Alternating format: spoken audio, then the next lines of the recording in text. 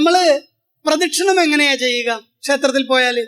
അപ്പൊ അമ്മ പറഞ്ഞു, പൂർണ്ണഗർഭം ധരിച്ച ഒരു സ്ത്രീ തലയിൽ ഒരു എണ്ണക്കുടവും വെച്ച് ഒരു കൈ കൊണ്ട് എണ്ണക്കുടത്തിൽ ബാലൻസ് ചെയ്ത് ഒരു കൈ എളിയിൽ കുത്തി എത്ര പതുക്കെയാണോ നടക്കുക അത്ര പതുക്കെ ആയിരിക്കണം പ്രദക്ഷിണം ചെയ്യേണ്ടത്.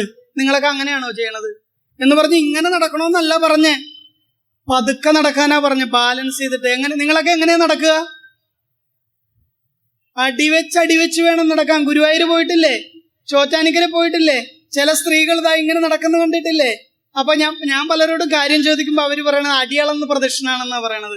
ഇത് സ്ത്രീകൾക്ക് ശയനപ്രദക്ഷിണ ഇല്ലാത്തത് കൊണ്ട് ഇവിടെ മാത്രം ആവിഷ്കരിച്ചിട്ടുള്ള ഒരു രീതിയാണെന്നാ പലരും പറയണത്. അതൊന്നുമല്ല. ഇപ്പൊ അമ്മ പറഞ്ഞതാണ് കാര്യം. എന്താണ്? പൂർണ്ണഗർഭം ധരിച്ച സ്ത്രീ തലയിൽ നിറഞ്ഞു തുളുമ്പുന്ന എണ്ണക്കുടവും വെച്ച് എത്ര എളിയിൽ കൈകുത്തി എത്ര പതുക്കെയാണോ നടക്കുക അതുപോലെ. അപ്പൊ എന്താണ്?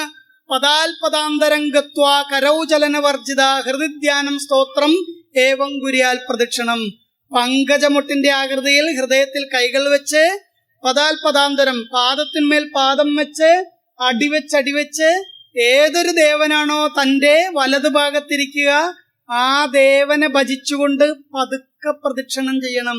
എന്നാൽ മാത്രമേ പ്രദക്ഷിണം പൂർണ്ണമാകൂ. ഇന്നു മുതൽ ഇവിടെ ചെയ്യില്ലേ?